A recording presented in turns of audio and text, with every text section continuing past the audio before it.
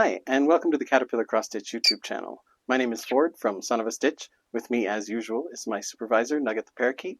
And this week we're going to talk about the most feared stitch in needlework, the French knot.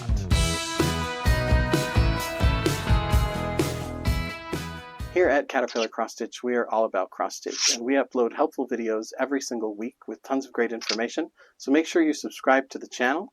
Give this video a like if you enjoyed it, and leave me a comment down below to let me know what other videos you'd like me to make in future.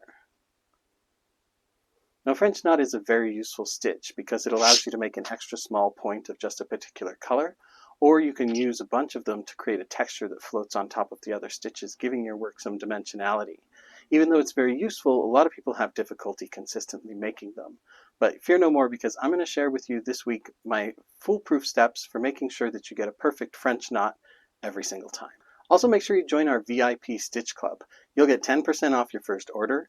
You'll get a digital ebook with 8 free patterns in it, and you'll get a digital download with our top 10 stitching tips. So hit that link and make sure that you get all of those great perks.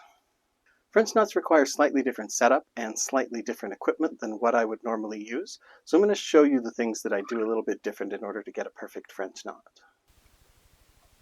The first thing that you'll notice that's a little different if you've watched my other videos is that normally I stitch what I call in the well, which is where I stitch on the recessed side of the hoop, which is what I've got loaded on the underside right now. But in order to do French knots, I need to be able to get my fingers down against the surface of the fabric, so I'll tend to stitch on the drum in order to be able to have access. I'll also use a sharp needle rather than the blunt or tapestry needles that we would normally use for cross stitching. I also recommend that you either use a stand, such as the lap stand that I'm using, or a table or floor stand, or work with a table in front of you, because you're going to need both hands for this. So let's get started. The first thing that I'm going to do is I'm going to bring my sharp needle up through the middle of the square where I want my French knot to appear. You can see I'm piercing up through the middle of the fabric there. Then I'm going to grab and pull all of my thread up onto the top side of the fabric. This is a lot easier to do if you have a long piece of thread. A short piece of thread can make it difficult, so try to save these for when you have a long bit of thread. So I'm going to put the needle in my dominant hand, and I'm going to bring it around to the back side of the thread that I'm using. Then using my other hand, I will just wrap it around the needle a couple of times, and I will keep those loops pulled tight with my second hand. I'm going to bring my needle down, and I'm going to pierce back through the fabric right next to, but not in the exact same spot as I originally came up. That way there'll be a little bit of fabric keeping my knot from just being slipped down through. I'm going to pull the loops down against the surface of the fabric and hold them there by keeping tension in that thread. And I'll push my needle down with the tip of my finger, and I will keep my finger on that little knot that I've just created.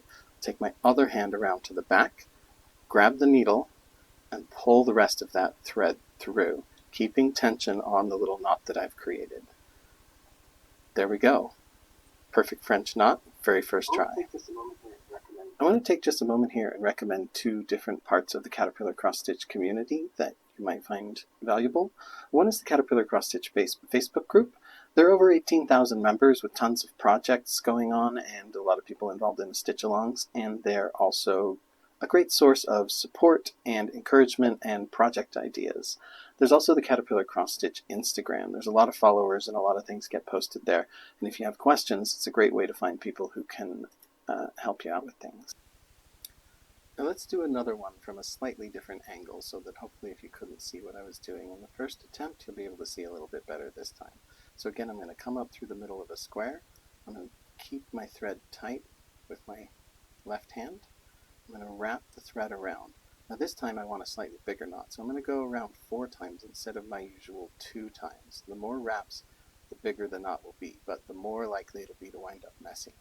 So then we're again going to pierce the fabric just a little to the side of where we originally came up so that we're grabbing a little bit of fabric while we're on the surface. I'm going to keep those loops all pulled tight with my left hand, and I'm going to push the needle down to the surface of the fabric with my right and keep my finger on that knot. Then I'm going to reach back around with my left. I'm going to pull all of my loose thread through. I'm going to keep the tension on that knot so that it doesn't come undone and get wonky while I'm pulling it tight. And there we go. Another slightly bigger French knot.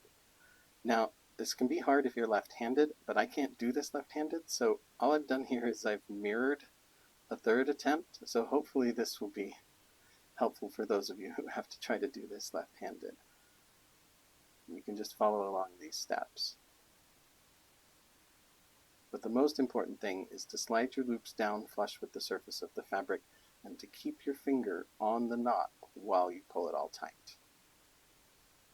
And that's it. That's how you make the perfect French knot every single time, even if your supervisor has abandoned you. Again, don't forget to like, subscribe, and leave me a comment if the method worked for you. For Caterpillar Cross Stitch, I'm Ford, and I'll see you next time.